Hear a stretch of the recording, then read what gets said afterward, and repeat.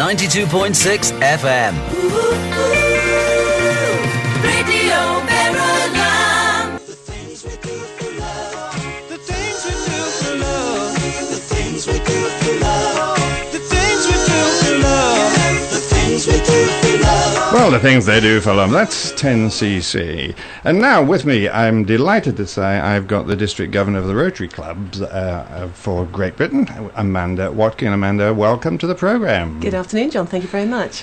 Rotary is a massive organisation, isn't it? Can you tell us a little bit about just how big it is globally? Yeah, absolutely. Globally, we have a membership base of some 1.2 million members. So that's an awful lot of bodies all doing good humanitarian service work out there. And yeah, we have over 200 countries that we're represented in and 33,000 Rotary clubs. So there's plenty of people in Rotary around the world, and there's not many countries without a club, I guess. No, there aren't. Very, very few. I think China is probably our least populated country, and we just have a few expats that work together. But that's at the moment, of course. The moment, now it's been freed up a bit. Yeah, exactly. Mao would not have had Rotary in there. No, that's right. Okay, now bringing us closer to home then, you are the District Governor for what sort of area? Right, I represent District 1260. The UK and Ireland is broken down into 29 districts, and so I represent one of those, which covers Hertfordshire, Bedfordshire and Buckinghamshire. So it's pretty much all of Hertfordshire and then slices of Buckinghamshire and Bedfordshire as well. A powerful lady then. No, I don't know about that. 50 Rotary clubs in total, which is good fun. Okay, what are your plans then, Amanda, for the next few? Well, first of all, let me ask you, when did you come into office? And let's talk about what you've done up to today, and then we'll talk about the future. Well, I came in 1st of July. Obviously, we have a couple of years lead-in time when you go through being the District Governor nominee and District Governor-elect, and then you take up office on the 1st of July in the year that you're in post. And so we've had sort of 3 months, just over 3 months now, of working away with the clubs, and the first thing I do is go and visit everybody and get to know them. And so that's been really entertaining, I have to say. There's a lot of good people around our district. We have 1,500 people just in those. A few comedians as well. Oh my goodness, yes, John, you're not wrong there. So what have you been doing so far? Well, the biggest thing has been our national project, which is Thanks for Life, and the start point of that is a little project called Focus on the Crocus. And so we've been busy getting Rotary clubs and Rotarians to purchase some purple ruby giant crocus bulbs and plant those to mark the work that Rotary's doing for the eradication of polio worldwide. It's our number one aim. Right. Well, in St Albans, they put these purple lasers, and lit up the whole of the white building in the centre of St Albans. Fantastic. And then they did Pee in the Park. Did they? Yes. Which isn't what people might think. It's not what they do after a few bevies on a Saturday night. This is actually was the letter P for polio, and they invited the public to go and make up the letter in the park. It was quite well publicised here. So that's really good. It's been done on a sort of a global basis, though, hasn't it? And it has. I mean, certainly. I mean, the polio eradication programme is definitely worldwide. We've got 4 countries that are now remain endemic with polio virus, and we started some 25 years ago with 128 countries. So the programme for eradication has been very successful, but we've still got that final inch, as they call it, to go. That's right. Am I right in thinking that Bill Gates is involved in this as well? Yes, indeed. It's the Bill and Melinda Gates Foundation, and they've contributed $355 million to help support the work that Rotary's doing, and they set Rotary a challenge of matching $200 million. So we're getting there. We're about $148 million so far, so we've got a little bit further to go, but yeah, we're getting there. So that's Bill a tremendous boost, isn't it? Just for the listeners, Rotary about 20 odd years ago, they raised a phenomenal amount of money in order to start the process, and nations joined in. Margaret Thatcher chipped in a couple of million, I think, on behalf of the UK, and lots of other countries sort of did that. Brilliant. And it had a tremendous impact, but then it came back again, didn't it? They thought it eradicated it, but then it came back again in 2 countries, I think, only, but it spreads like wildfire, and now it's to nail it once and for all. Absolutely it is, because it's a waterborne virus. Obviously, where you have hard to reach places or countries that have poor water and sanitation systems, then obviously you can imagine the spread of that virus is at a dramatic rate. So we have to really push it out once and for all. Amanda, we'll give you a break there, get your breath back, and then we'll pick up again a little later on.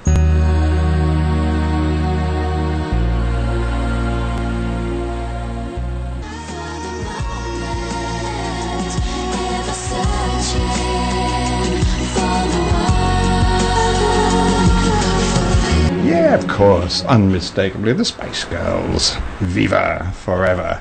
And viva Amanda Watkin, who's here, and we're talking about the Rotary clubs, and she's district governor, covering hearts, beds and bucks. Tell us now what you've got going on in this area then. We've got lots of activities over the coming months, John, really, for the District 1260 Rotary clubs.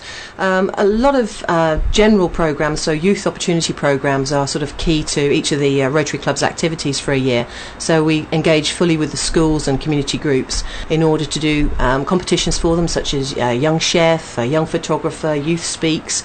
There are all sorts of competitions that these people can take part in, and it's to give them an opportunity that perhaps otherwise they wouldn't have, of public speaking or just really showcasing all the talents that they've really got. That's great, actually. Yeah, I guess the talent is enormous, yeah, really. It's surprising, isn't it? Oh, you just can't believe some. I mean, I've attended the Young Chef regional and national finals, and the standard is really up there with all of our, top-notch chefs that you'll see. The presentation and the taste is just phenomenal. Yeah, a lot of talent. Yeah. Okay, and where's that taking place? We have them. All the various Rotary clubs will have a local town-based one. So Hitchin, for example, they'll be running Young Chef at North Hertfordshire College, and then the winners of that go through to regional finals. The winners of those go through to the national finals. So the Rotary clubs in St Albans, probably. Indeed, they should be running their Young Chefs as well. Yes. Okay, no doubt we'll hear about it. Now, I interrupted you with the music, but you were touching on the focus on the crocus. That's right. Yes, indeed. And those crocuses are purple. That's right, they're all purple. Tell us why. They need to be purple because what they're doing is they're representing the colour of ink that a child's finger is dipped in after immunisation, because you can imagine there are a lot of children in one day for a National Immunisation Day.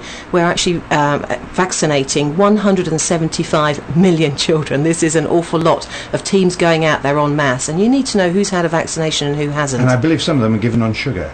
Indeed, and yes, the children love it. They go back, get back in the queue because they like the sugar. So that's another reason, isn't we don't want them double vaccinated. That's not so healthy.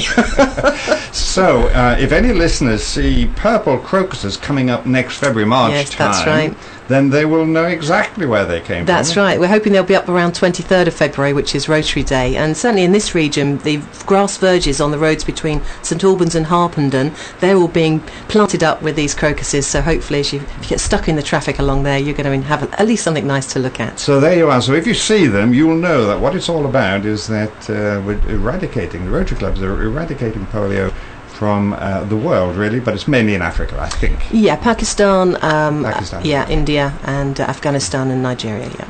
Right, Amanda. So what else are you up to? What else is happening? Well, I've set myself a couple of personal challenges whilst I'm here as District Governor, and one of those is focusing on membership, but actually trying to get the younger generations involved in service opportunity. So looking at bringing sort of 20-year-olds together, late teens, early 20s, up to 30s, together as groups offering service to their communities. Yeah, that's important, isn't it? Because Rotary does tend to get older and older in average. Yes. You're young, so I guess you need some young people to actually bring in young people. Yeah, absolutely. And it's tremendous interest. Of course, trouble is that young people today, they are so busy, aren't they? If they've got a job, they're working their socks off. Well, this is one of the difficulties, and of course there's the family commitment. So it's about trying to remodel the structure of a Rotary club from perhaps being the traditional evening club meeting or even lunchtime, maybe a Saturday morning or a Sunday afternoon. And in Northamptonshire, an example which is great is where actually the Rotarians come together and they've got a creche for their children, so the whole family's involved, and it's just looking at things in a different way for Rotary in the 21st century. Yeah. Now then, in this particular area, we touched on crocuses. I had on the programme last week the leader of St Albans City and District Council. Yes. And we were talking there about the budget cuts from the government and how this is going to impact on the local government and then in particular the most vulnerable in our community, who one's always got to look out for. And of course there's a lot of charities who do get involved in trying to help, who the District Council very often will fund.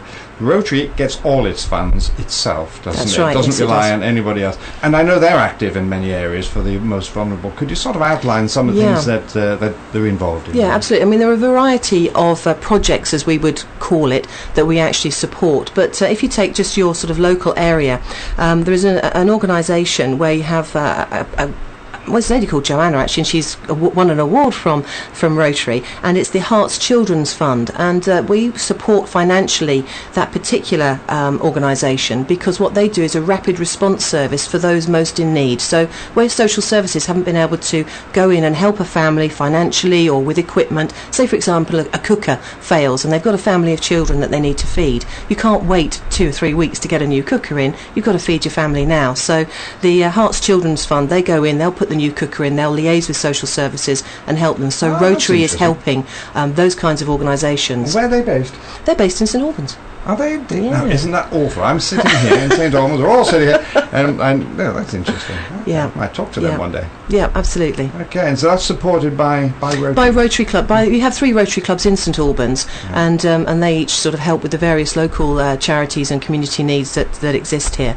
I heard your earlier speaker was talking about the Harwood Forest, for example. I know Rotary's planted a number of trees in that that area as well. Yeah, in support of our environmental projects. It's an interesting project. No? That's right, and Rotary's also supporting through a project called Kids Out, taking disadvantaged children over to Whitsunade Zoo, so they have a day out and they pay for those trips, and it gives the children a whole new aspect of and way of looking at life and understanding that other people are out there wanting to help them, and the children have a marvellous time. All very, very worthwhile. And so, Amanda, what else have you now got planned for your year? You've got another, 6 months or so to do? 7 months? That's right, 7 months to go. Yeah, well, I want to try and get engaged in partnership opportunities, so I'm looking really to go and talk to some of the business owners and say, what can Rotary do to help you and your employees, and then in return we can work out how those businesses can come back and support Rotary in the activities that it's undertaking. So that's my biggest personal challenge, is to get in front of the MDs and the CEOs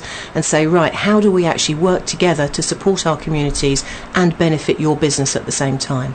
Okay, well, I'd be very interested in that, because Friday Focus have been focusing a lot on business. Yes. Survival of business, really, to ensure that any redundancy in the public sector picked up by private sector. But to do that, you've got to boost business and so on. Yeah. So when you have these discussions, just let me know. Absolutely, that'd be great. Thank you very much. And with the publicity we can give it. Fantastic. Thank you very much, John. Appreciate that. So essential, isn't it? Okay, anything else? No, I think all I'd like to say is, in this area alone, you've got 8 Rotary clubs all eager to meet and greet the people that are out there, and we're always looking for new volunteers to join us and help support the communities that you're living within. Amanda Watkin, District Governor of Rotary, thank you very much for coming on the programme. Thank you, John. It's been a pleasure.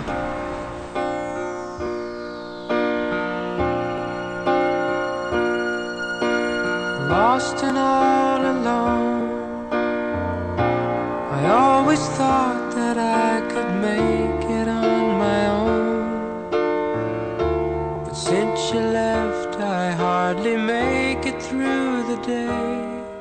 My tears get in the